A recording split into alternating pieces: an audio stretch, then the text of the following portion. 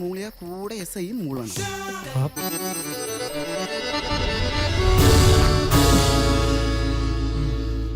അപ്പൊ റിഹേഴ്സൽ തുടങ്ങാം. ചന്തു, പുതിയ 2 ഡയലോഗ് ഉണ്ട്, നോട്ട് ചെയ്തോ? ഓക്കെ. ആ പറഞ്ഞ മാഷെ. നിധി നിധി നിധി, നിധി എന്ന് വിധി, വിധി എന്ന് നിധി, ആ വിധി ഈ വിധി ദുർവിധി. ഇതെന്താ മാഷെ, ഇതൊന്നും ആർക്കും മനസ്സിലാവില്ലല്ലോ. എല്ലാവർക്കും മനസ്സിലാവണമെന്നുള്ള നിർബന്ധമൊന്നും വേണ്ട. ഈ മനസ്സിലാക്കാൻ കഴിയാത്തതിനാണ് സ്റ്റാൻഡേർഡ് എന്ന് പറയുന്നത്. നമ്മൾ പോലും ചിന്തിച്ചുണ്ടാക്കാത്ത കാര്യങ്ങൾ മറ്റുള്ളവർ ചിന്തിച്ചുണ്ടാക്കി നമ്മളെ പുകഴ്ത്തും. ഈ മാഷ ഒരു സംഭവം തന്നെ. Thank you. അപ്പൊ നമുക്ക് തുടങ്ങാം.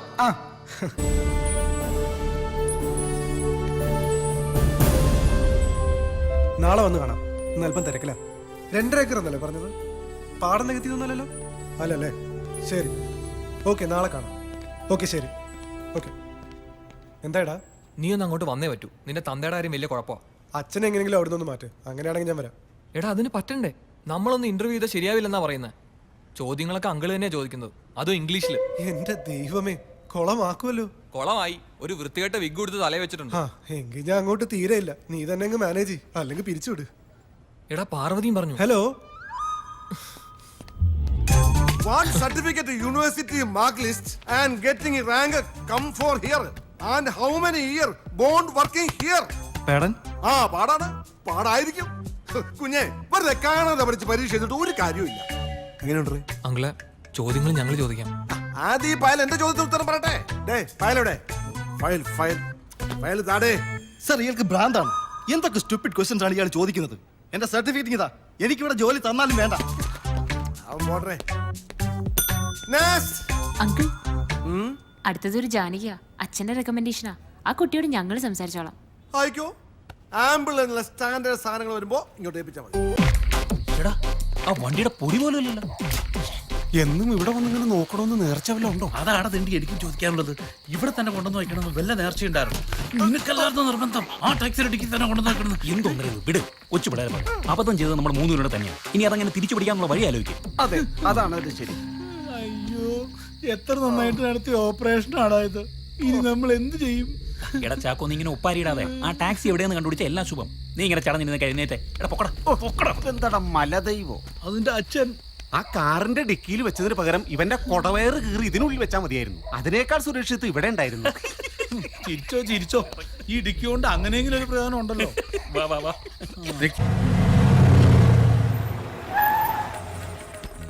ഗണപതി ഭഗവാനേ ഓ, ഗണപതിക്ക് വെച്ചത് കാക്ക കൊണ്ടുപോയി. ഹലോ, നിങ്ങൾക്ക് കുറച്ച് കാശ് കളവ് പോയെന്ന് പറഞ്ഞ് എനിക്ക് അത് മാത്രം അന്വേഷിച്ചാ പോരല്ലോ. ഹലോ, അന്വേഷിക്കുന്നുണ്ട്. ഒരു സബ് ഇൻസ്പെക്ടറിന്റെ ചുമതലകൾ എന്തൊക്കെയാണെന്ന് താങ്കൾക്കറിയാവോ? എന്ത് രാജ്യം ഭരിക്കാൻ വേറെ ആളുണ്ടെന്ന്? അതൊക്കെ ഒരു പേരിനല്ലേ ഉള്ളൂ. കാര്യങ്ങൾ നോക്കാൻ ഞങ്ങൾ തന്നെ വേണം. ശരി. കൂടുതൽ ഊർജിതമായ അന്വേഷണത്തിലേക്ക് കടന്നോളാം. ഓ ശരി, ധൈര്യമായിട്ട് വെച്ചോ. ഓ ശരി. എന്താടോ സാർ, ആ ബാങ്കിന്റെ കേസിലെ കക്ഷികൾ വന്നിട്ടുണ്ട് സാർ. എന്നാ പിന്നെ അവരെ അകത്തോട്ട് വിളിക്കേ. ഇനി എന്തിന് താലപ്പൊലിയും ചെണ്ടമേളോ ശിങ്കാരിമേളോ ഒക്കെ വേണോ? അത് കുമരഞ്ചേരി ഉത്സവത്തിന് പോരെ സാർ. പോയി വിളിച്ചോട്ട് വാടോ. ഗണപതി ഭഗവാനേ നമാമി.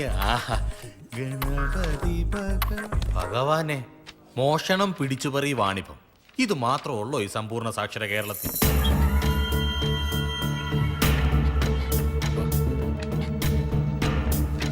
അയ്യോ, നമസ്കാരം സാറുമാരെ. നമസ്കാരം. 3 പേർക്ക് സുഖമല്ലേ? അതെ.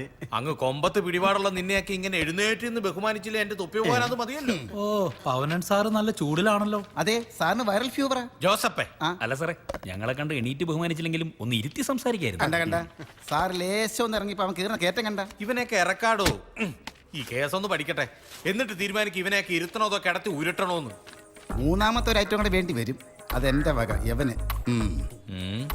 ബാങ്ക് ലോൺ അടച്ചിട്ട് 6 മാസമായി അല്ലടാ? അതെ സാർ, ലേശം ടൈറ്റ് ആയിരുന്നു.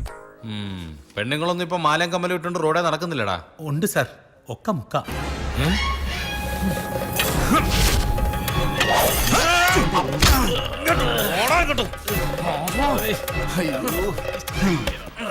ഒരു തമാശ പറഞ്ഞപ്പോ അവന്റെ ഒരു ഏതേലും പെണ്ണിന്റെ കാതിലോ കഴുത്തിലോ കിടക്കുന്ന സ്വർണത്തെ നീ തൊട്ടാ ഞാൻ വെട്ടും.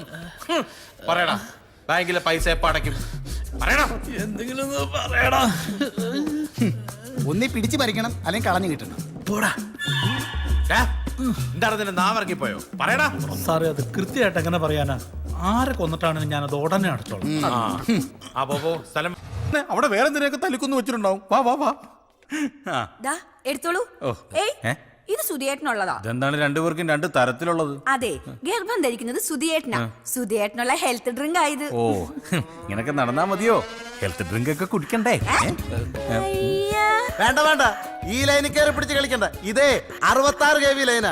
മെയിൻ ഓഫ് ചെയ്ത് കയറി പിടിച്ച ചിലപ്പോ കരിഞ്ഞ് കരിവാളിച്ചു. ഇതിലിനി എന്തോന്ന് കരിയാൻ, ഫുൾ കരിഞ്ഞിരിക്കുക.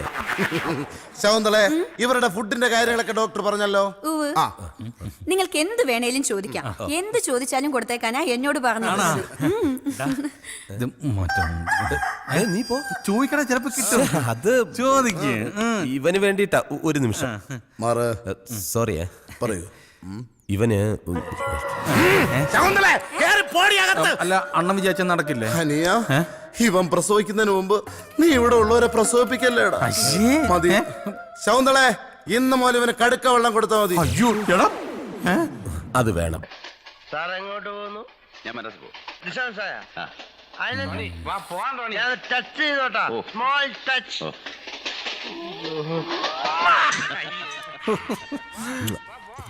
എടാ, നിനക്കിപ്പോ എന്തെങ്കിലും തോന്നുന്നുണ്ടോ?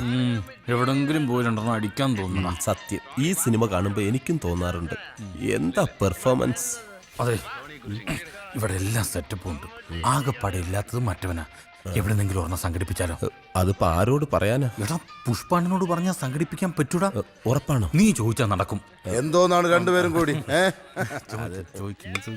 ഓക്കേ, നീ ചോദിക്കട്ടോ. അതെ, ഇവന് വേണ്ടി ഒരു കാര്യം ചോദിക്കാനുണ്ട്. ശകുന്തളെ, കേറി അകത്ത് പോ. അയ്യോ, അവരുടെ കാര്യമല്ല, ഇത് വേറൊരു കാര്യം. ഈ ബിസ്ക്കറ്റ് തിന്നു. ഡോക്ടർ അറിയരുത്. പുഷ്പേട്ടൻ വെള്ളമടിക്കൂ. പിന്നെ ഞാൻ വെള്ളം അടിക്കും. അയ്യോ, വെള്ളമടിക്കൂ. ഞാൻ മാത്രമല്ല, ഡോക്ടറും വെള്ളം അടിക്കും. പിന്നെ ബാക്കിയുള്ള 3 ഡോക്ടറില്ലേ, അവരും വെള്ളം അടിക്കും. പിന്നെ ഞങ്ങൾ ആരും ഇല്ലാത്ത സമയത്ത് ഇവിടുത്തെ ശകുന്തളയും വെള്ളം അടിക്കും. ഞാൻ പറഞ്ഞില്ലടാ അവള് സെറ്റപ്പ് ആണ്. എന്ത്, നിങ്ങൾക്ക് വെള്ളം അടിക്കാൻ താല്പര്യമുണ്ടോ? സത്യമായിട്ട് നമുക്ക് താല്പര്യമുണ്ട്. എങ്കിൽ ഇന്ന് വേണ്ട, നാളെ രാവിലെ മുതൽ നിങ്ങൾ വെള്ളം അടിക്കും. അതുകൊണ്ടാ, അതാണ് വെള്ളം അടിക്കാനുള്ള സ്വിച്ച്. വാട്ടർ ടാങ്കിൽ വെള്ളം അടിക്കാനുള്ള മോട്ടറിന്റെ സ്വിച്ച്. ഇത് കഴിക്കാനുള്ള സമയം കിട്ടും. ഇതെന്താണ് പോസ്റ്റ്മാൻ വേലായുധം പന്തം കണ്ട പെരിച്ചാന്റെ ചേൽക്ക് അന്തം വിട്ട് പായണത്? ദേവരണ തെയ്യക്കാര്, ഇതെന്താ ഓട്ട മത്സരാണോ? എന്താണ്, എന്താ പ്രശ്നോ? ഏതോ ആന മതകളേരുന്നുണ്ട്. ചോദിക്കാം. ഇങ്ങോട്ട് കയറല്ലേ. ഈ ഓല കണ്ട പനയോലാന്ന് വിചാരിച്ച ആന ചിലപ്പോ നമ്മളെ കടയിലോട്ട് കയറും. എവിടെ ആന? പഠിച്ചോന്റെ വേലായുധന്റെ സൈക്കിള് പൊക്കിയിട്ടാണല്ലോ ആന വരുന്നത്.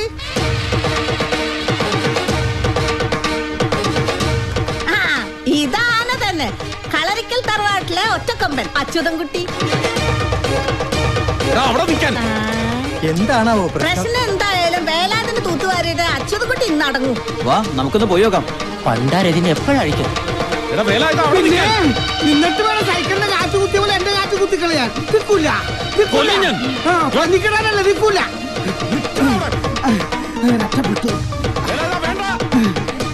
എന്റെ ഓങ്ങല്ലൂർ ഗണപതി, ഈ ഒറ്റ കൊമ്പനി ഇതിനെ രക്ഷപ്പെടുത്തി ഒരു കിലോ പഴം തന്നേക്കാവേ. അയ്യോ, ഞാനിതാ വന്നേ.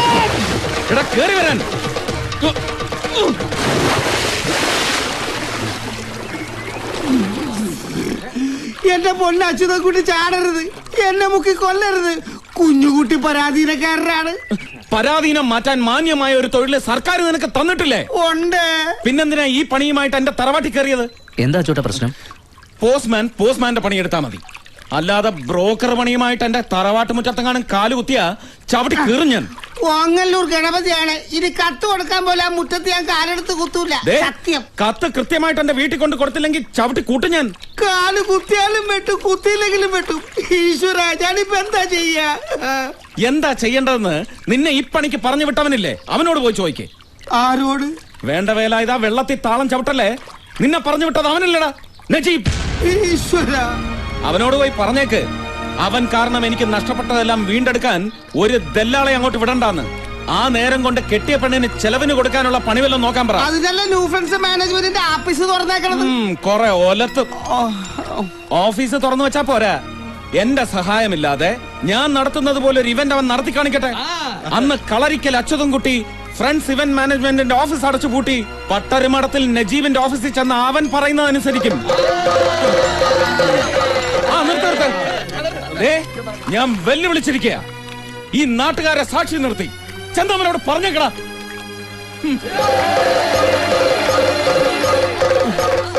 എന്റെ ഗണപതി ഭഗവാനെ, വഴിപാട് നേർന്ന ഒരു കൊല പഴയെത്തിക്കാൻ എനിക്ക് കുറച്ച് സമയം കൂടെ തന്നേക്കണേ.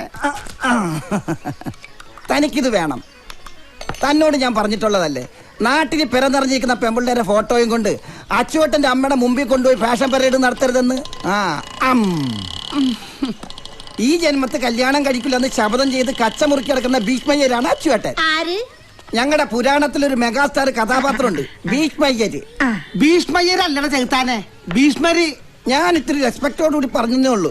എന്തായാലും അച്ചുവേട്ടൻ തോട്ടിൽ ചാടാൻ ഞാൻ തന്റെ ഭാഗ്യദോഷം. ഭാഗ്യദോഷം?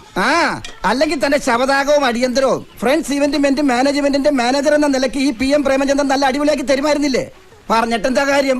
തന്റെ മക്കൾക്ക് അതൊന്നും കാണാനുള്ള യോഗം ഇല്ലാതായി പോയി. എടാ മഹാഭാവി, നാടായ നാട് മുഴുവനും കല്യാണം കടത്തോർപ്പും ഒരാഘോഷാക്കി നടത്തി കൊടുക്കണ ബിസിനസ് നടത്തുന്ന ആളെ അല്ലേ അച്യുതൻകുട്ടി? അതിനാണ് പാത്യം ഇവന്റ് മാനേജ്മെന്റ് എന്ന് പറയണത്. കല്യാണം മാത്രമല്ല, കാഞ്ചീപുരം പട്ട് മുതൽ കപ്പലണ്ടി മുട്ടായി വരെ കമ്പോളത്തിൽ ഇറക്കുന്നത് ഒരു സംഭവമാക്കി മാറ്റണമെങ്കിൽ ഞങ്ങളുടെ സഹായം വേണം. എന്തോ ആയിക്കോട്ടെ, നാട്ടുകാരെ കല്യാണം മുഴുവൻ ആഘോഷാക്കി കൊടുക്കുന്ന ആൾക്ക് സ്വന്തം കല്യാണം വേണ്ടാന്ന് ബാസി പിടിക്കുന്നു. ഇച്ചിരി കടുപ്പം തന്നെയാ. എന്ത് കടുപ്പം? ഓർമ്മ വെച്ച കാലം മുതൽ ഒരു പാത്രത്തിൽ ഫുഡ് അടിച്ച് ഒരു കട്ടിലിൽ കിടന്ന് ഉറങ്ങി ഒന്നിച്ച് ബിസിനസ് നടത്തിയ മേത്തച്ചങ്ങാതി സ്വന്തം പെങ്ങളെ കട്ടണ്ടോയി താലി കെട്ടിയാ പിന്നെ കടുപ്പത്തിലല്ലാതെ മീഡിയത്തിലെ ലേറ്റ് ആയിട്ട് ഇരിക്കാൻ പറ്റുമോ? അതുകൊണ്ടല്ലേ അച്ചുവേട്ടന് പറഞ്ഞു വെച്ച കല്യാണക്കാർ ഒഴിഞ്ഞു പോയത്. അതുകൊണ്ടാണല്ലോ വേറെ ആലോചന കൊണ്ട് നജീബ് എന്നെ പറഞ്ഞു വിട്ടത്. അതുകൊണ്ടാണല്ലോ തനിക്ക് തോട്ടി ചാടേണ്ടി വന്നതും.